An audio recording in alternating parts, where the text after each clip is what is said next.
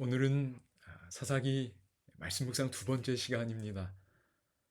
사사기 1장에 기록된 악사라는 한 여인의 이야기를 통해서 오늘 우리 각자에게 주시는 하나님의 살아있는 음성을 들을 수 있기를 바랍니다. 여러분, 사사기 1장은 지파들의 전쟁 기록 한가운데 갑자기 한 여성의 이야기를 기록합니다. 저자가 왜 여기서 갑자기 악사라는 한 여인에게 주목했을까요? 그리고 그 여인의 이야기를 사사기 마지막 부분에 여인들의 이야기와 나란히 놓을 때 어떤 의미를 발견하게 될까요?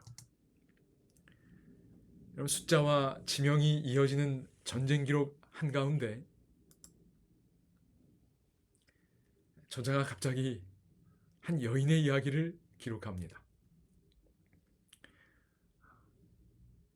그리고 그 여인의 이름을 기록합니다. 그 여인의 이름이 악사입니다.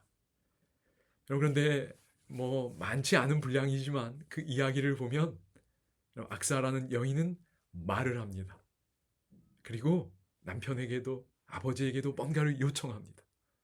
그리고 그 내용을 응답을 받습니다.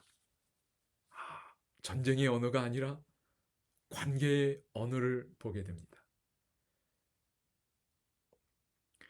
그런데 이러한 악사의 모습을 사사기 마지막 부분, 레위기 19장이나 사사기 21장 이런 부분의 여인들과 대비하면 그 대조점이 뚜렷합니다. 악사는 이름이 있어요. 그러나 마지막 부분에 나오는 여인들은 이름이 없습니다. 악사는 말을 합니다. 그러나 마지막 부분은 말하지 않아요. 악사는 요청합니다. 그리고 요청된 걸 응답받지요. 그러나 마지막 부분에 기록된 그 에필로그에 있는 여인들은 납치도 되고 그리고 숫자로 존재합니다. 야베스 길르앗에 400명, 그리고 실로에 200명. 여러분, 이것이 어떤 의미가 있을까요? 이 두 장면 사이가 사사기 전체라고도 할 수 있어요.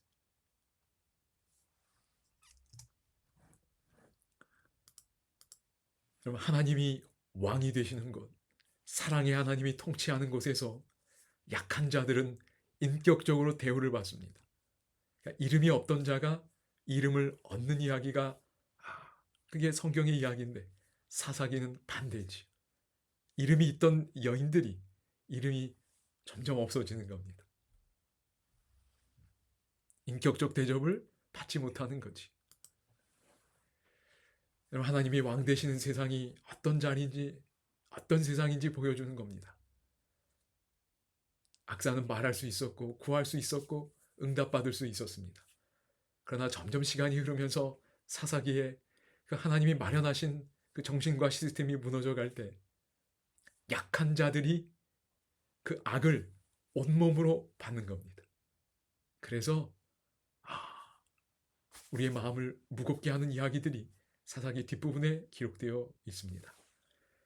오늘 내 주변에 이름 없이 살아가는 약한 사람들이 있지는 않는지요? 저는 동물들 참 이렇게 정말 사랑으로 돌보는 분들, 그들의 고통과 아픔에 공감하는 분들 참 존경스럽습니다. 약한 자를 돌보는 하나님의 마음이라고 저는 생각합니다. 여러분, 동시에 오늘 내가 하나님 앞에서 악사처럼 이름 있는 존재로, 가치 있는 존재로 하나님과 대화하고 하나님께 요구하고 응답받고 그 관계적 언어 속에 살아가고 있는지, 그것이 하나님의 나라입니다. 하늘아버지, 악사처럼 주님 앞에 나아가 구체적으로 말하고 구할 수 있는 믿음을 주옵소서.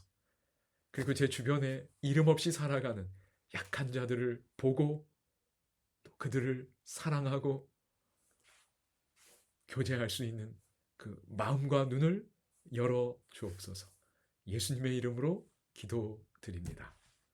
아멘.